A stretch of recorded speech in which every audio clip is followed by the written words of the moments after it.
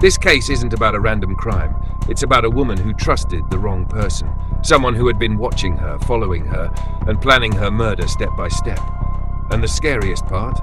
The killer wasn't a stranger. The killer knew exactly who she was, what she liked, what she feared, and when she was most vulnerable. Her name was Emily Parker, a 32-year-old woman living in Springfield, Missouri, USA. She worked as a part-time school teacher and was getting her degree in child psychology. People around her described her as soft-spoken, funny, responsible, someone who helped everyone. Emily lived alone in a small rented apartment. Her family lived just 20 minutes away, her mom, her younger sister, and a stepfather. She wasn't rich, she wasn't famous. She was just a regular American woman trying to build a normal life, and that's what makes her murder so heartbreaking. Her mom said Emily always called her after work, even for small things.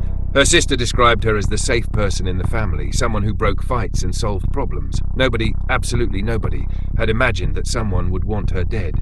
So the question is, why Emily? Why this girl? The killer's background.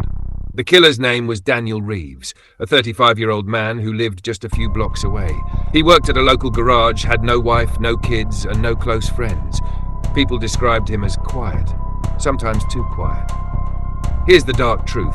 Daniel had an obsession with Emily. He had met her 2 years earlier when she came to service her car. She was polite, she thanked him, she smiled, and Daniel took that smile the wrong way. From that day, he convinced himself that Emily liked him, even though she didn't even remember him. Why the killer targeted her? The real motive. Daniel started following her secretly, outside her school, at the grocery store, near her apartment, even on her morning jogs. He never talked to her. He only watched. And the more he watched, the more obsessed he became. When Emily started dating someone, Daniel felt betrayed, as if she was supposed to choose him. This jealousy slowly turned into anger. Anger turned into fantasies, and fantasies turned into a murder plan. So the motive, in simple words, possession, jealousy, delusion. He wanted control over someone who didn't even know him. The night of the crime, full detail. On October 14th, 2022, Emily left home around 7:30 p.m. to meet her friend for dinner, but she never reached the restaurant. Daniel had been waiting in the parking lot near her apartment. He approached her car, forced her inside, and drove off. Witnesses said they heard a scream, but it was too quick, too fast. Emily's phone last pinged near an abandoned roadside area, and around midnight, Daniel stabbed her multiple times and left her there, trying to stage it as an accident. Discovery of the body, clean narration. Next morning, a jogger spotted something unusual on the side of the road. When he went closer, he saw Emily lifeless, her clothes torn, injuries everywhere. At first glance, it looked like she was hit by a car, but the injuries were too deliberate, too sharp, too controlled. This wasn't an accident, this was murder. How police started the investigation.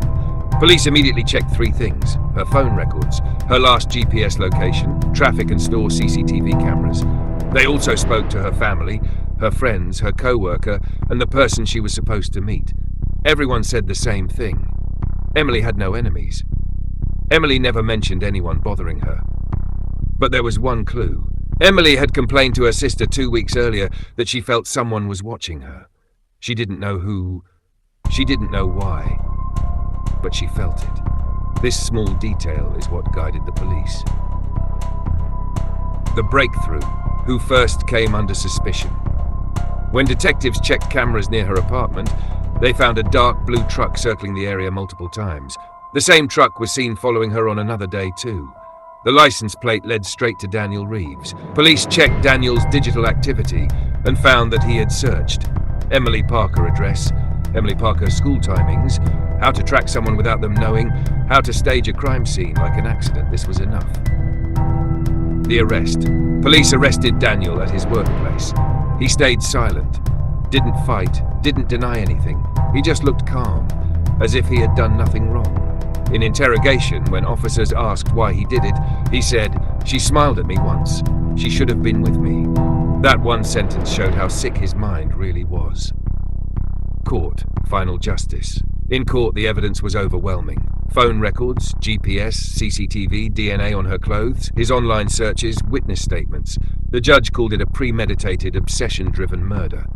Daniel was sentenced to life in prison without parole. This case reminds us of something terrifying. Sometimes the people watching us aren't the strangers we fear. Sometimes it's the quiet ones, the ones who don't speak, the ones who keep their darkness inside. Emily Parker thought she was safe. She thought she was living a normal American life.